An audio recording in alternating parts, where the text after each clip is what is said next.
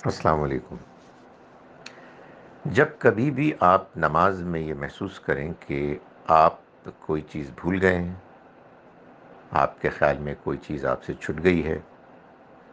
آپ کو یاد نہیں آ رہا کہ آپ نے کتنی رکعتیں پڑھی ہیں، آپ کے خیال میں آ،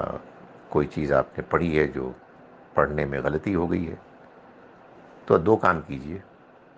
نماز کے دوران جو اس غلطی کی تلافی اصلاح ہو سکتی ہے وہ کر لیں۔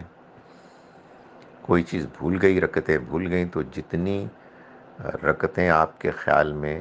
زیادہ امکان ہے کہ آپ نے پڑھی ہیں اس کے مطابق نماز مکمل کر لیں،